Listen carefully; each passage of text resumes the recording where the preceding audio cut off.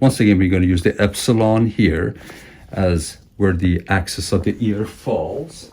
So it tells us where the posterior aspect of the mandible should be. And we're going to use this line as a triangle. We're going to fill within that region. Right over the bone.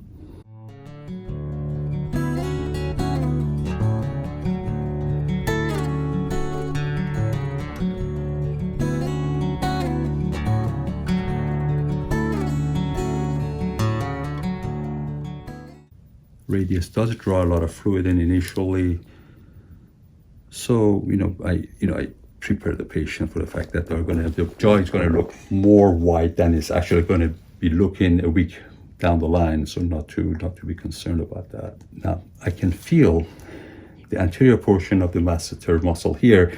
This is where the facial artery actually ascends towards the face.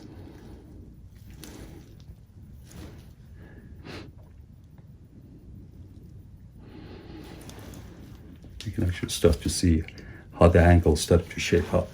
But I also want to increase the vertical length of the mandible inferiorly. So I'm going to go to the inferior edge of the bone and place it underneath to increase that vertical length inferiorly.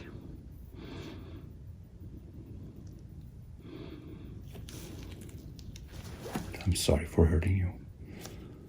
Feel the bone.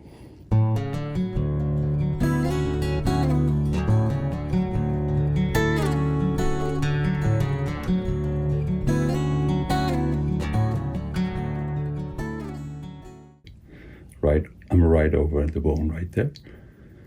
And posterior. Okay. We're starting to get more definition. This started to so much nicer. The angle of the mandible is much lower, straighter. Again, we're going to use the same concepts of the epsilon, where we want the angle of the mandible. We're going to won't need quite as much because this side of face is, in this case, is actually more developed. So we'll probably go back to the other side to bring more symmetry. So we can see that we're starting to establish it both lateral protrusion, inferior extension of the mandible. You can see what a difference it's already making with the transition, which will go and fill the in-between areas. But that's kind of a nice way to see what we're trying to do. There we go. And then we'll extend that forward. This is where the facial artery would be. We can see the notch right here, the masseter muscle that goes in this direction. That's the anterior, and the posterior masseter would be back there.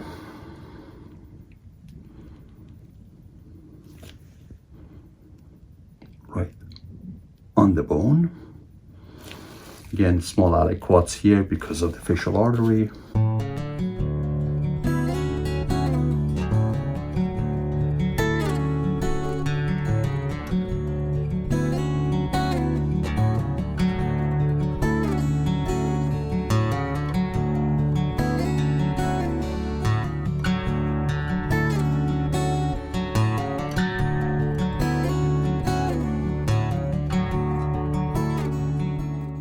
Going to be back here. I feel like there's still deficiency in that region.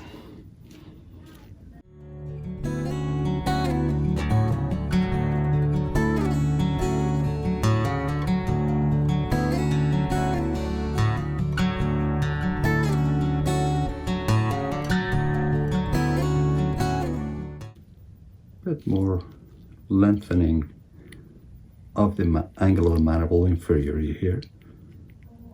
And then we'll take our focus back to the cheeks on this side, or the lateral zygoma, I should say, to bring more width to the face.